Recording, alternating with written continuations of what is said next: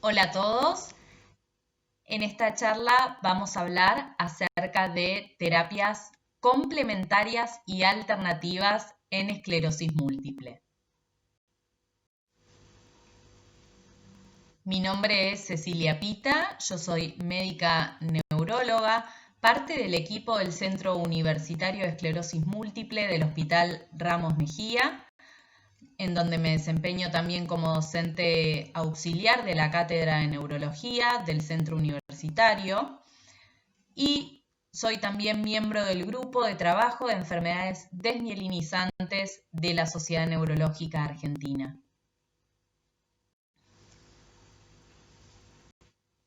Como sabemos, los pacientes con esclerosis múltiple pueden padecer una gran variedad de síntomas, entre ellos la espasticidad, fatiga, trastornos del estado de ánimo, visuales, trastornos de la sensibilidad, distintos tipos de dolor, incontinencia, disfunción sexual, trastornos en la deglución, cognitivos, del equilibrio y de la fuerza muscular.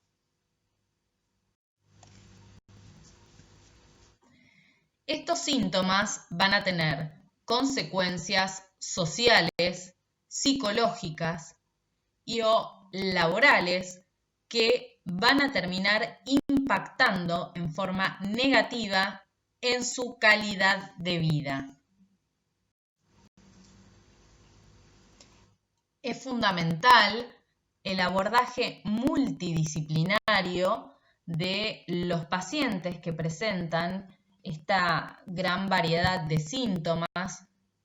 Lo ideal siempre es trabajar en equipo, en conjunto con un kinesiólogo, un terapista ocupacional, psicólogo, psiquiatra, enfermero, médico especialista en urología, entre otros. Vamos a contar con tratamientos farmacológicos para el manejo sintomático que no suelen tener una respuesta favorable o una alta tasa de respuesta, y tratamientos no farmacológicos.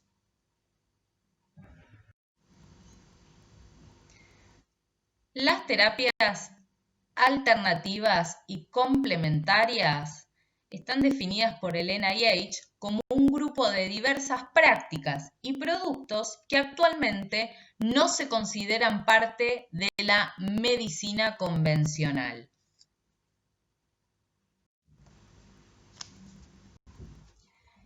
En cuanto a las terapias complementarias y alternativas y la esclerosis múltiple, hay distintos estudios que hablan de que un 50% o más de la mitad de los pacientes han utilizado o utilizan algún tipo de terapia complementaria y alternativa. Esto probablemente derivado de la baja respuesta que se observa con los tratamientos que nosotros utilizamos actualmente para el manejo de los síntomas, y muchas veces también tratándose de una patología crónica para la cual no contamos con una cura. Muchas veces, secundario a esto, es que los pacientes deciden acudir a algún otro tipo de terapia. Entre los distintos o las distintas terapias complementarias y alternativas para el manejo sintomático de los pacientes con esclerosis múltiple, vamos a hablar en esta charla acerca del yoga, mindfulness, ejercicio, cannabis, dieta, intervenciones asistidas por animales y otras terapias. Y vamos a comenzar hablando de la evidencia que existe acerca del yoga en cuanto al manejo sintomático en los pacientes con esclerosis múltiple. El yoga es una disciplina física y mental originada hace más de 5.000 años en la India. El significado viene del sánscrito yug, que significa unión, y se basa precisamente en la unión cuerpo, mente y espíritu. El objetivo es alcanzar un estado en el cual la mente se aquieta y está concentrada en el momento presente, combinando distintas técnicas de respiración, distintas posturas y también finalizando la práctica con la meditación. Existen varias publicaciones acerca del yoga como intervención para manejar los distintos síntomas de la esclerosis múltiple.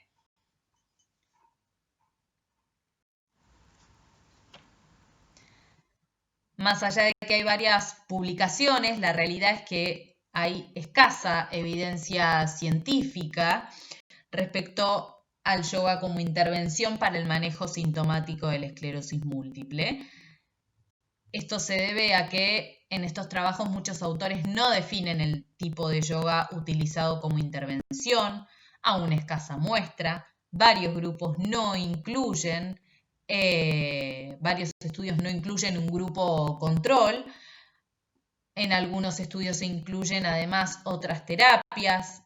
Varios de estos estudios no están randomizados y también a la imposibilidad de realizar un estudio doble ciego. Los beneficios del yoga sugeridos en la esclerosis múltiple son en cuanto a la fatiga, los trastornos del estado del ánimo, el dolor, la espasticidad, el equilibrio, la marcha, la debilidad, y también se sugiere que estas prácticas pueden ser aplicadas durante la realización de la resonancia magnética, durante las inyecciones, infusiones y exacerbaciones, como una técnica de relajación.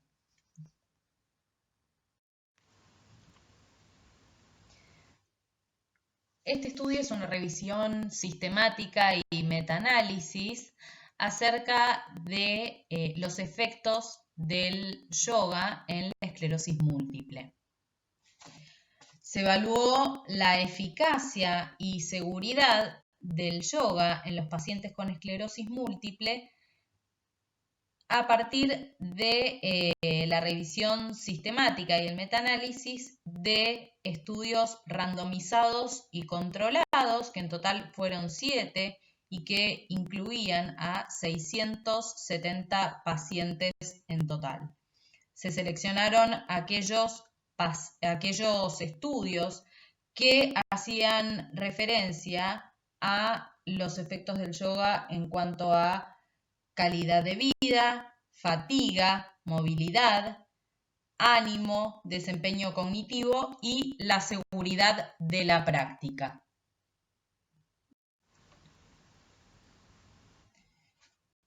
Como resultados, lo que se observó fue un impacto positivo del yoga en cuanto a la fatiga y el estado del ánimo en los pacientes. No se observaron eventos adversos serios de la práctica y no se observó beneficio en cuanto a la calidad de vida, movilidad y desempeño cognitivo.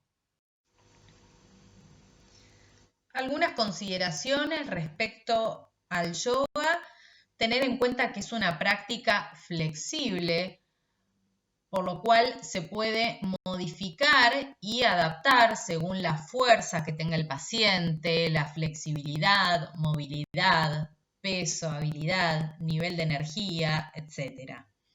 También que el hecho de asistir a clases implica una sociabilización, romper con la rutina, y esto también puede traer consecuencias positivas.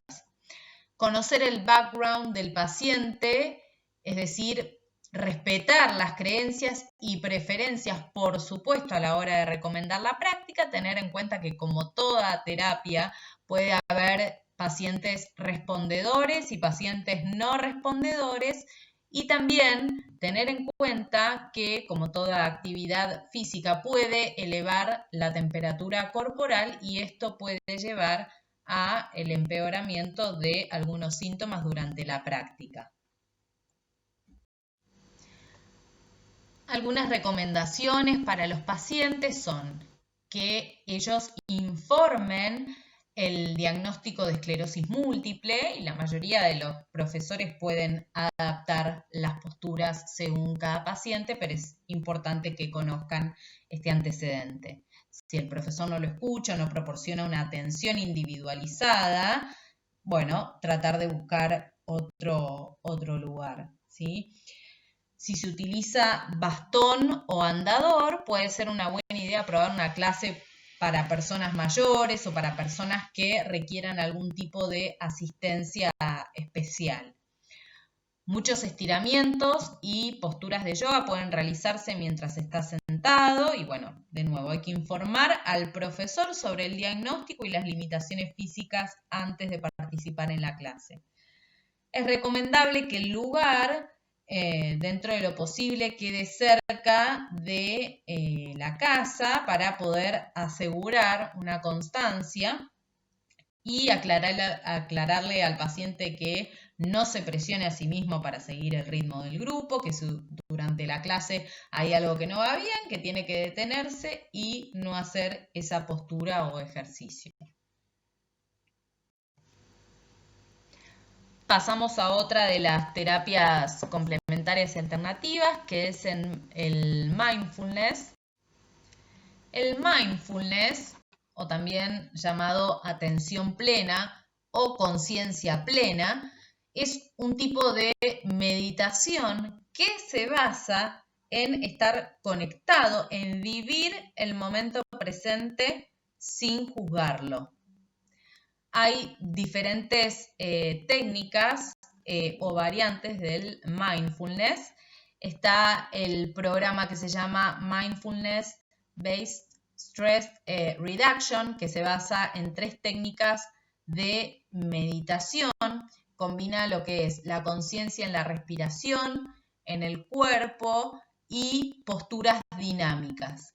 Y después hay otro tipo que es el Based Cognitive Therapy, en el cual se da un mayor énfasis en lo que son las técnicas cognitivas.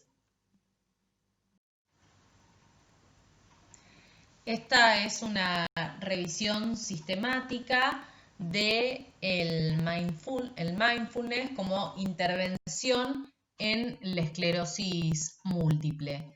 Acá se evaluaron 3 trabajos, 2 de ellos fueron estudios randomizados y controlados y el otro fue un estudio controlado.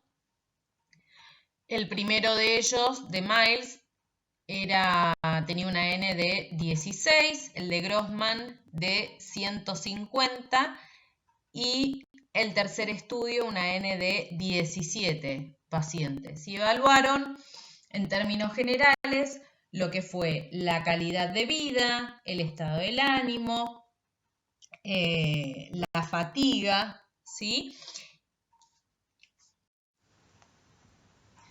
Y estos fueron los resultados. Se vio en el estudio de Grossman una mejoría en cuanto a la ansiedad y la depresión en aquellos pacientes que habían recibido el mindfulness como intervención.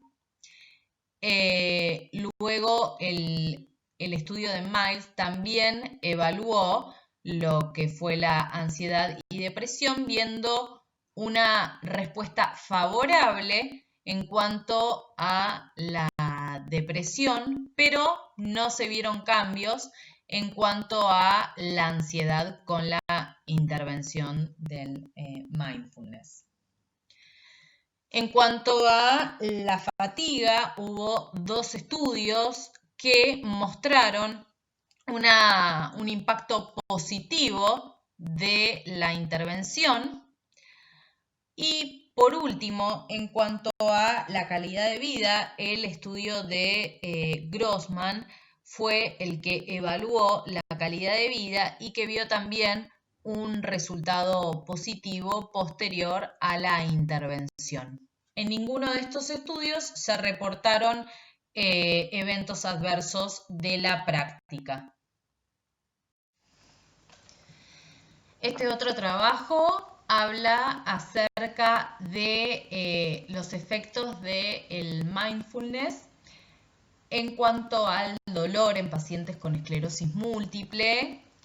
El dolor es uno de los síntomas más frecuentes en los pacientes con esclerosis múltiple. Aproximadamente un 80% de los pacientes han experimentado o experimentan algún tipo de dolor y para un 30% de los pacientes aproximadamente resulta uno de los síntomas más significantes.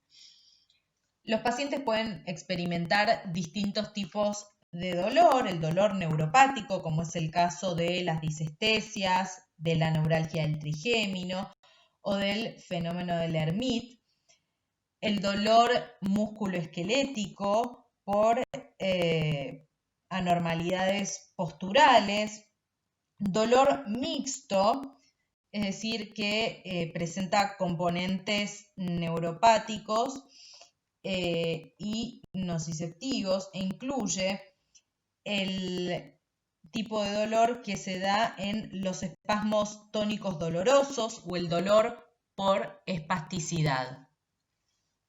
Hay escasa evidencia respecto al tratamiento farmacológico del dolor. También, muchos de los fármacos utilizados tienen efectos adversos que empeoran otros síntomas de los pacientes y en un bajo porcentaje de los pacientes hay una respuesta satisfactoria en la práctica clínica.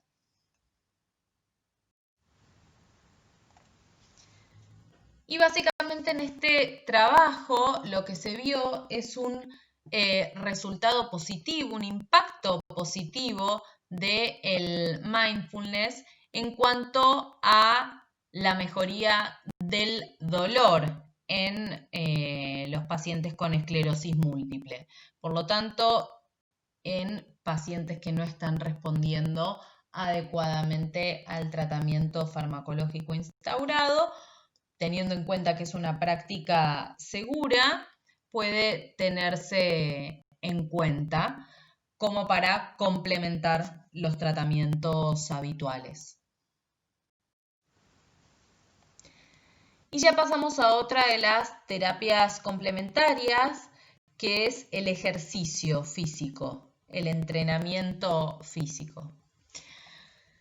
El ejercicio tendría un impacto positivo en la esclerosis múltiple. Según diversos estudios, mejoraría la fuerza muscular, aumentaría la eficiencia de la sinapsis en áreas relacionadas a la fatiga y el desempeño cognitivo, es decir, estaría implicado en lo que es un fenómeno de neuroplasticidad, reduciría los niveles séricos de la MP2, que es la metaloproteinasa de matriz, que lo que genera es una ruptura de la matriz extracelular y por lo tanto permitiría reducir la permeabilidad de la barrera hematoencefálica y también se vio que puede producir un aumento de lo que es el factor neurotrófico derivado del cerebro, por lo cual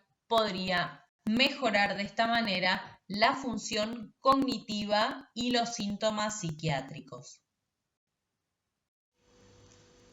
Y yendo un poco más a la ciencia básica, el año pasado en el Congreso ECTRIMS, la doctora Berenice Silva presentó el trabajo en el cual lo que ellos observaron fue que el ambiente enriquecido induce polarización de la microglía y producción de neurotrofinas en un modelo animal, ¿sí?, con afectación cortical focal crónica de esclerosis múltiple.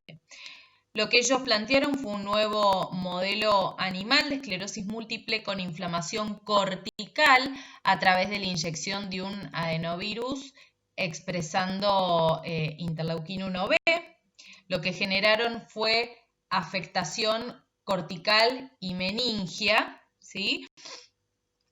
Y a las ratas las expusieron en jaulas con ambiente enriquecido, es decir, algunas jaulas en las cuales las ratas se encontraban en grupos, enriquecimiento cognitivo y sensorial a través de túneles y distintos juegos, y enriquecimiento físico a través de una rueda, versus jaulas estándar que las ratas estaban aisladas sin ningún tipo de estímulo de este tipo. Y se analizaron los efectos a nivel cortical y periférico. Básicamente, entonces, lo que ellos observaron fue que el enriquecimiento, tanto cognitivo, social y físico, ¿sí?, haciendo referencia a el ejercicio físico en la esclerosis múltiple, generaba menor desmielinización, menor neurodegeneración y menor inflamación, ¿sí?, apoyando desde lo que es la ciencia básica, ¿sí?, el impacto positivo que puede tener el ejercicio en los pacientes con esclerosis múltiple. A nivel conductual, lo que ellos observaron fueron mejorías en cuanto a la memoria de corto plazo y una reducción en lo que era la ansiedad y la anedonia. Y avanzando un poco más con la charla, vamos a ver qué evidencia hay acerca de las intervenciones asistidas con animales en los pacientes con esclerosis múltiple. Las intervenciones asistidas con animales incluyen tanto lo que es la terapia asistida con animales, que implica la incorporación de uno o más animales con determinadas metas y objetivos específicos para ese caso, ¿sí? Por ejemplo, la psicoterapia por equinos, lo que es la equinoterapia. Y por otro lado están lo que son las actividades asistidas por animales, que resultan más inespecíficas y pueden repetirse con distintas personas, ¿sí? Generalmente en las intervenciones asistidas con animales se emplean mayormente perros y caballos. Este año se publicó este estudio encabezado por la licenciada Bárbara Eizaguirre, ¿sí?, en el cual se hizo una revisión de la evidencia que hay de estas intervenciones en los pacientes con esclerosis múltiple. Se realizó entonces una búsqueda y se evaluaron un total de 6 estudios. La mayoría de ellos, 5 de ellos, empleaban caballos y uno solo de ellos, dentro de lo que fueron las intervenciones asistidas por animales, empleó a perros. Se observaron resultados positivos, principalmente en el área motora y más específicamente en el equilibrio y la marcha, pero también algunos de estos estudios mostraron resultados positivos en cuanto a la fatiga, la espasticidad, las alteraciones esfinterianas, la calidad de vida. Lo que se vio en uno de estos estudios es que la equinoterapia mejoraba el equilibrio y los mayores beneficios se observaron en pacientes con EDSS mayor a 5. En el estudio que se realizó con perros, lo que se vio es que la asistencia en la marcha con un perro mejoraba la velocidad de la marcha.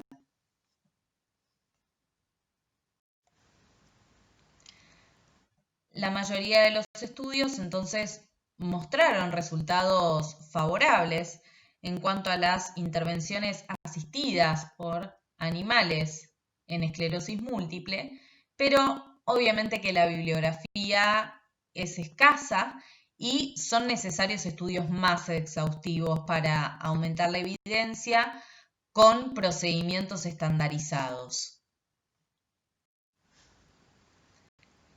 Y respecto al cannabis, como saben, la planta cannabis tiene diferentes compuestos químicos o extractos que son los cannabinoides, entre ellos el tetrahidrocannabinol, que es el que es responsable generalmente de las propiedades psicoactivas, y por otro lado el cannabidiol. Respecto a los cannabinoides orales, hay un cannabinoide que es el THC, el tetrahidrocannabinol, que se encuentra como compuesto sintético que en realidad se utiliza más que nada en lo que es la patología oncológica, en el cáncer, para tratar las náuseas, entre otros.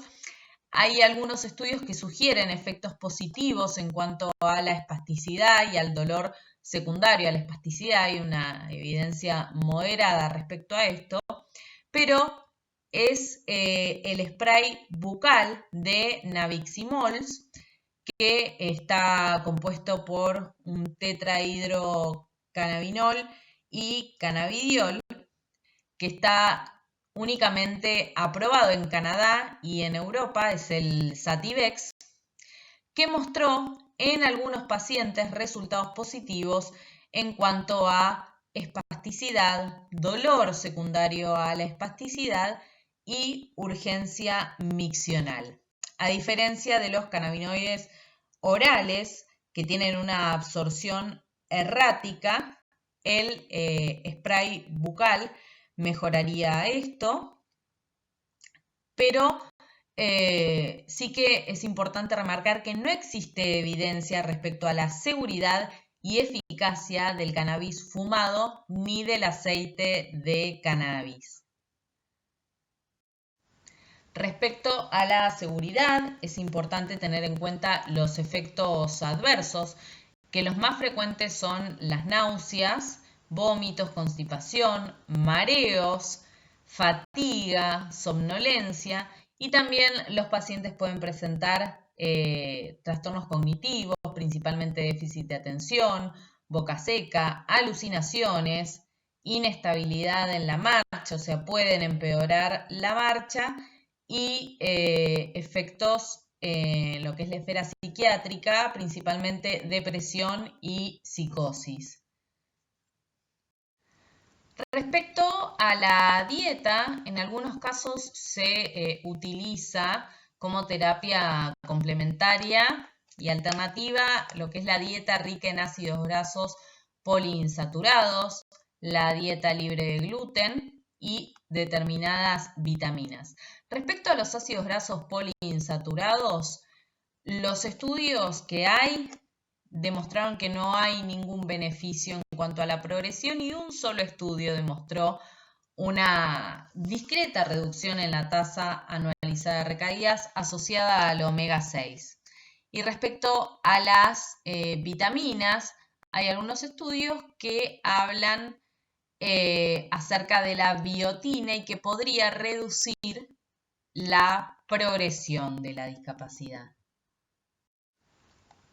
Y por último, vamos a hablar de otras terapias alternativas y complementarias, como son la acupuntura, que hay un solo estudio con evidencia clase 2 que muestra una reducción en la fatiga, las terapias de relajación. Hay 2 estudios también con evidencia clase 2 que muestran cierta mejoría en cuanto a la reducción del estrés, la depresión y también en cuanto al manejo del dolor. Y respecto a la reflexología, hay 2 estudios con evidencia clase 2 que son contradictorios respecto a los efectos en cuanto al dolor en los pacientes con esclerosis múltiple. Como conclusiones podemos decir que hay necesidades insatisfechas en cuanto al tratamiento sintomático, hablando también un poco del aquí y ahora en cuanto a los tratamientos. Es importante saber qué son estos síntomas de los que estuvimos hablando a lo largo de la charla, los que afectan actualmente la calidad de vida del paciente. Entonces, no solamente enfocarse en lo que son las terapias modificadoras de la enfermedad, que por supuesto son absolutamente importantes, sino también evaluar la presencia de los distintos síntomas que están afectando a nuestros pacientes. Considerar el yoga, el mindfulness y el ejercicio dentro de las terapias alternativas y complementarias, debido a que son prácticas seguras y accesibles, siempre evaluando cada caso en particular. Tener en cuenta que son terapias complementarias a las terapias convencionales. Remarcar también la necesidad de estudios con mayor nivel de evidencia, y siempre es fundamental el acompañamiento y el asesoramiento de él o la neurólogo o neuróloga tratante, y ser abiertos con nuestros pacientes como para que ellos también puedan manifestar acerca del uso de estas distintas terapias y poder asesorarlos.